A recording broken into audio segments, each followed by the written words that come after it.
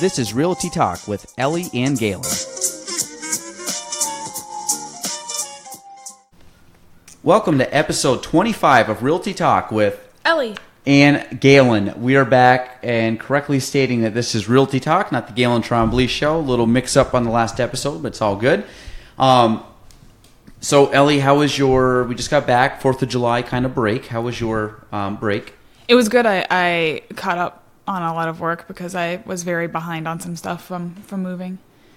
True, and I got on you a little bit, which will be one of our topics today, but it wasn't a big deal. I didn't. It's okay. I need follow up. That's it. A little kick in the butt, but you were fine. It was something. Actually, I think I sent something to you today too, but you handled it.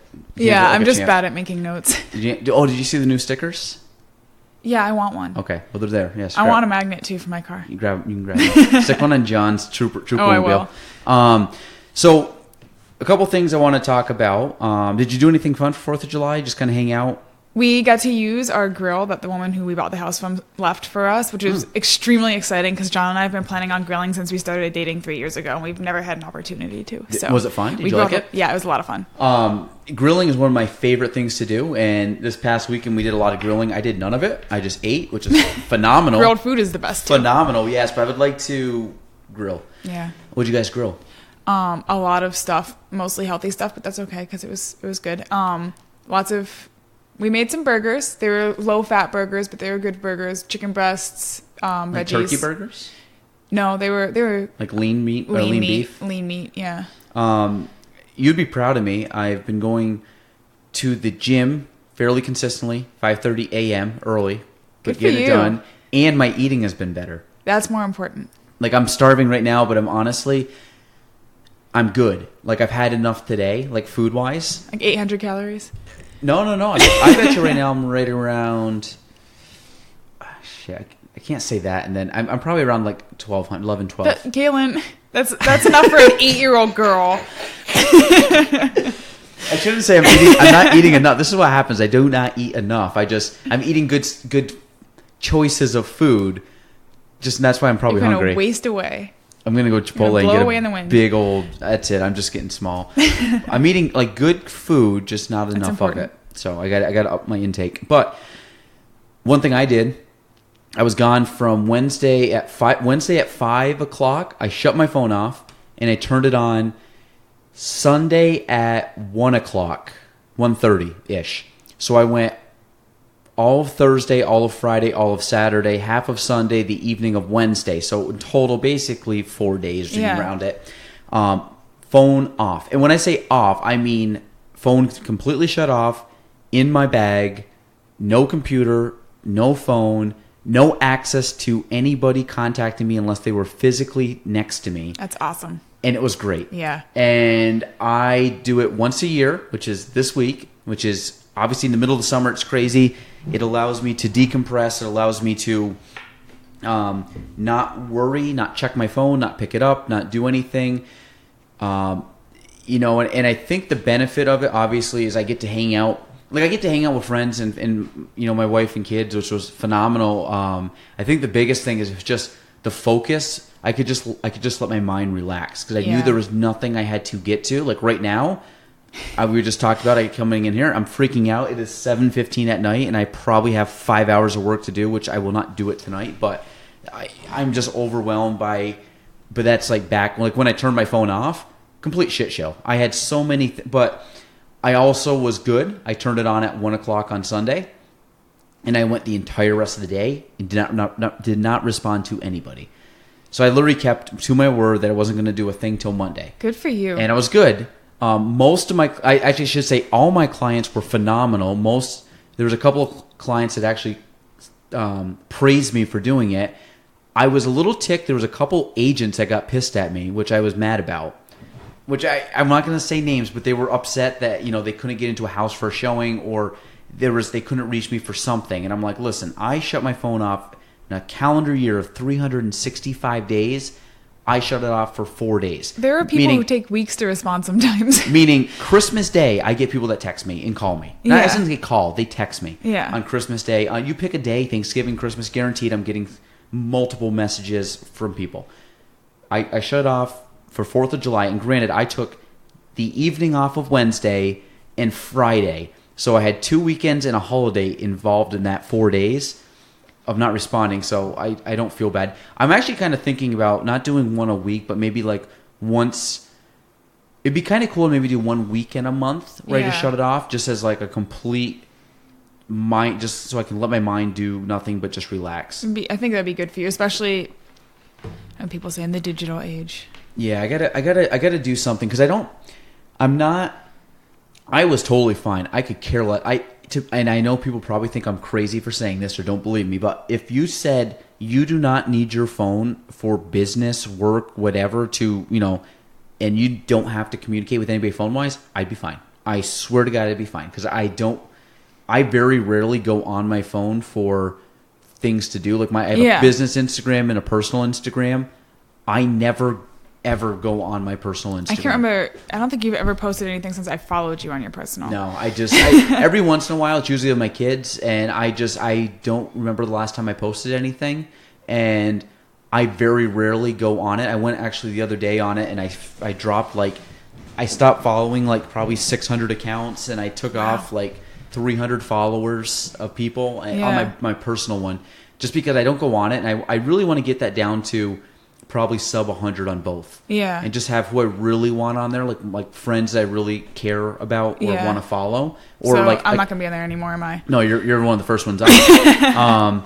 So we'll see, but it was great to unplug. So yeah, that's awesome. I gotta get better at doing that, and anybody, if you guys can do that, it was a phenomenal 4-day break, and I cherish those 4 days with my family and friends every year. So it was fun. So Ellie, what is our first topic of discussion that you came up with?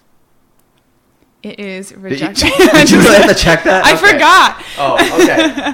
All right. It is rejection. Listen, I have the memory of Dory, as one of my coworkers says. I'm right with you. There you go. What is it, Ellie? Rejection. Rejection. There. Rejection. Yeah. You're lucky I can read that from this far away. Yeah. So that's Would you like to expand on the topic? No, that's it. She just thrown it out. No, that's it. Obviously, in any career or experience, you have to deal with rejection, but I think particularly in sales and even more particularly in real estate, especially when you're making cold calls, you have to deal with rejection. And getting used to it can be, I imagine, a bit difficult. It was a little easier for me since I am already used to talking on the phone a lot and having people not be very nice. But, I have had people hang up as soon as I tell them who I am.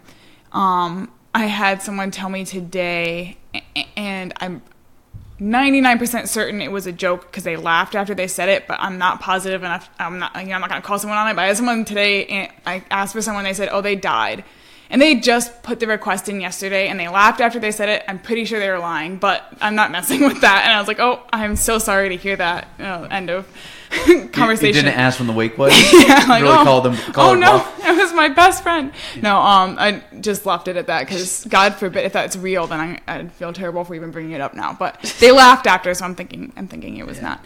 But just dealing with people sometimes not being super nice because if you're calling someone, even if they put their phone number into the website and said that they're welcome to be getting calls, a lot of the time I think they don't expect to actually get one, and their response when they get one can be kind of angry or rude, and just kind of realizing that if it is angry or rude, then you don't have to bother them or upset them. Just leave them be, and that's that. Close the door and continue on with your day, and just whatever. That's my thing. My piece on rejection. Yeah, no, rejection. I think when I first got in the business, I don't know if rejection ever really bothered me, but I was more nervous to be rejected. Yeah. I think now, having been in the business so long, that my rejection level is a little bit lower than it used to be. Part of it is because I'm way more knowledgeable than I was back then, which helps. Yeah. Part of it, too, is that I think that I'm starting to deal with more people that are seeking to work with me versus me seeking to work with them. Yeah. Meaning which is great. I've been able to leverage my name and experience, and people are seeking that out, which is cool because that obviously was not happening when I started. Yeah. And I mean, rejection wise, if somebody, like I had one the other day, long story short, it was nothing I did wrong, which was totally fine. That's the thing. If I did nothing wrong, I'm totally fine. They go, we're working with another agent now, finding a house in New York. Okay, fine. Like, I'm not even gonna, like, at the end Thanks of the day, for telling me. Yeah. Like, I had showed them houses, and it was a situation. I'm sure they got pissed at me for something, and I know the situation. It was fine. Like, I'm totally fine with the situation. I did nothing wrong, so I'm cool with it. But it's the idea that they're blaming that blame on me.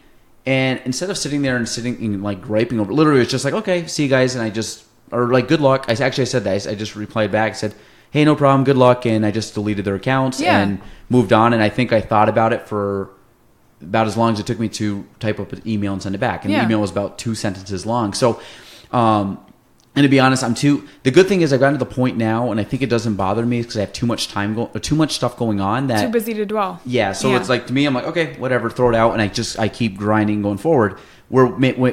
Back when I was just starting, someone rejecting you is a bigger deal because it's like, man, I'm only talking to a couple people. And like, man, what did I do wrong? And you overthink things. But now I have very thick skin. It takes a lot to bother me. Like, my friends will know this. I mean, we have a very good group of friends that, I mean, you can say stuff that you can like rip on somebody, and you can say stuff that's like probably a little like over the edge, or it's like, ooh, that actually kind of hit a little close to home or personal. But a lot of things, it does not bother me. Yeah. And to be honest, if things do bother me, I don't let it bother me. Meaning, like, it could be something that I find I say offensive, but it could be something that I'm like, it's just rude. It's rude or whatever, but I'm like, you know what? I don't care. At the end of the day, I can't. It's not your problem. It's not. Yeah, it's not my problem. And I think with rejection, I always look at every rejection. For me personally, I look at the idea that every rejection gives me more time to help other people. Mm-hmm. So I could care less if somebody said, I don't want to use you, or gets pissed at me for something. I've told you before, and I probably said it on the podcast before. My dad always taught me, if you can go to bed at night and you can sleep at night, meaning you didn't do anything wrong or you did the right thing, then you're fine. And I've always, 9 years now, I've never had a guilty conscience in real estate, and that's something I pride myself on and really try to. And I don't get me wrong, I've made mistakes, but as long as I know that it came from a place of good intent, I'm fine. And so rejection, I think, as long as I can fall back on that. At the end of the day, you got to put it in perspective. Yeah. Someone saying no to you is very, very, very small problem in a day. And it's not even a problem. It's like a little like dip, and then it's like a blip on the screen, and you just keep going. Yeah. And it's exactly like you said. If you know you didn't do anything wrong, it's just okay, whatever. If it's because I know I talked too fast or didn't like really sell myself very well, then it's kind of like, well, shit, I guess I got a little learning to do. But who talks faster, you or I? I think we probably talk equally fast, but I slur my words more because I talk over myself. And that's what I've been told. I definitely ramble more than you. You have more to say than I do. That's a nice way of putting it. I think rejection. Rejection is part of the business. Mm-hmm. I think that's one of the things I tell new agents, because I mean, I was very blunt when I talked to you, and very blunt when I talked to other agents. Like, you will get rejected, and you will get dragged through the mud. You'll hear no way more than you hear yes in this business. And you got to have thick skin and honestly not care what other people say or do. And that's one of the things I'm very good at. I don't care. Like, there's nothing that anybody's going to say or do or in business that's going to affect me personally. I don't care. Yeah. At the end of the day, I have way bigger things in my life than someone not liking me, which is fine.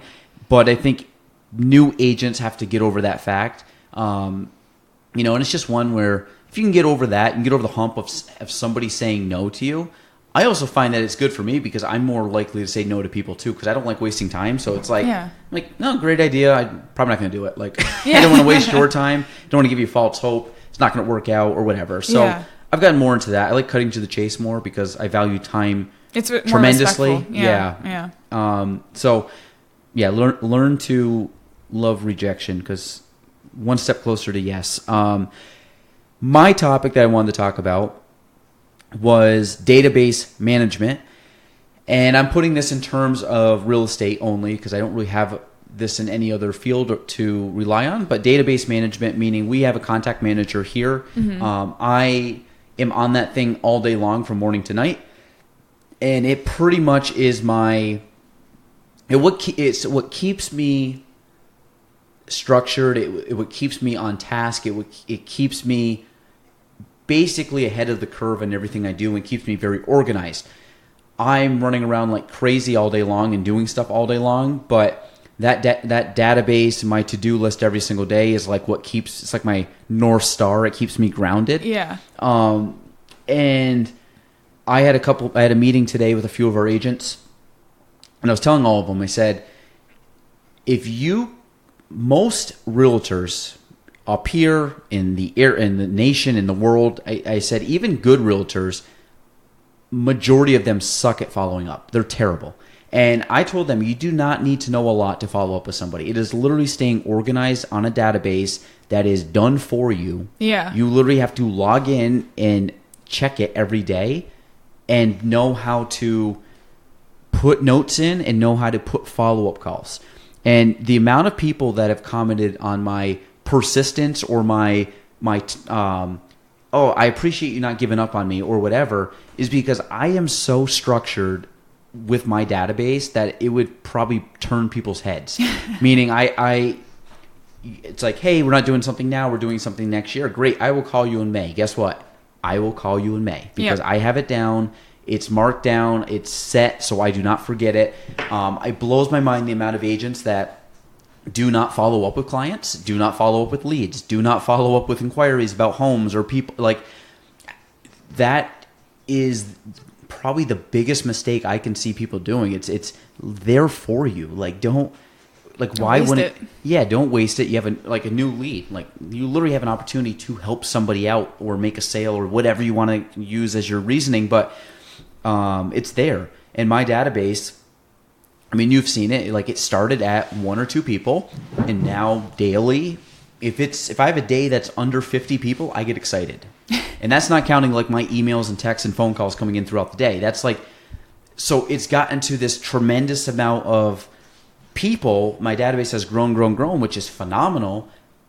There's my memory. You talked about a Dory memory. I'm no better than that at all. And there's no way. I don't even like.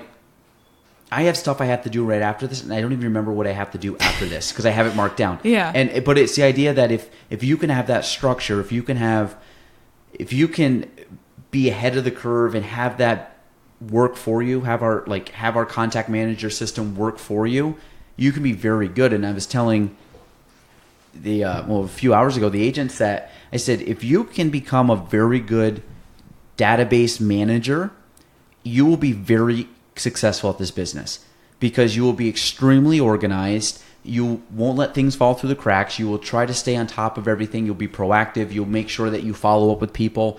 I've sold houses to people as long as 5 years after I first talked to them. Yeah. Because I was showing, was it Courtney? I think it was Courtney the other day. I was going through the calls and I said, oh yeah, this person I've been talking to since 2015. Okay, so that's 4 years ago. And you can literally see my notes all the way through, like left message, called them. They're not ready to go yet. They'll be ready to go in, a few years from now. Hey, can I call you in a year? Guess what? 1 year later, I made a call. I had a note. Hey, 6 months later. Like, everything is so structured on there that if I tell you I'm going to call you back, I will call you back. And really, I will call you back exactly when I tell you I'm going to call you back because I have it marked down. Yeah. And it's really a foolproof way of not letting things slip through the cracks and not forgetting about clients. You have credit repair. Cool. Guess what? I'm still going to follow up with you. Now, There's times I look at it, is my time best spent doing that? No, because I've gotten real busy, but I'm trying to do it now. It's like, hey, if I can't do it, you can certainly now take a lot of clients that I probably can't get to now. Yeah. Because I've stretched myself too thin in that aspect, and I've just basically been tapped out for time wise. But like I said, the fact that I've laid the groundwork for people to do it is great. Yeah. But in some of the newer agents, yours is actually very good. I was impressed. I don't know if you think that, but last week I got on you a little bit but you had obviously had a good excuse and they weren't bad. They were about a week out, but yeah. I usually don't like going more than a few days. I get, like it said, anxiety because I'm not staying on top. And some days it happens. Today I didn't make that big of a dent in it because I've been running around all day, and tomorrow's the same thing. This week will be tough to get through a lot of stuff, but Monday, Tuesday I did get through a lot of stuff on my database, and I really value the 3, 4, 5 hours of just office time where I have no meetings. I'm not going out to see people, where I can just sit down and just go through that. And because a lot of what we do is part office, part out in the field, running around. So I really try to value my mornings to do my database, prospect, whatever you want to call it. But I do it every single day. I've been doing it for 9 years. And like I said, it's not hard. It's just consistency. Yeah. And it's very important. But that's my rant on database management. So people in real estate, you got to follow up, and you got to follow up. Yeah. Consistency. That's it. Cool. Iced coffee at 7:30 at night. Anything else, Ellie, you want to add to this pod? What's that bottom one say? Unplugging. Oh, you're okay. I already talked about that. Yep. I led off with that. That was my lead off. Yeah. My lead off batter. I don't then. No. Okay, cool. All right, so me and Ellie are going to have our meeting after this. So I think that's it. So for Ellie and Gaelan, that is episode 25. Episode 25 of Realty Talk. All right, see you next week.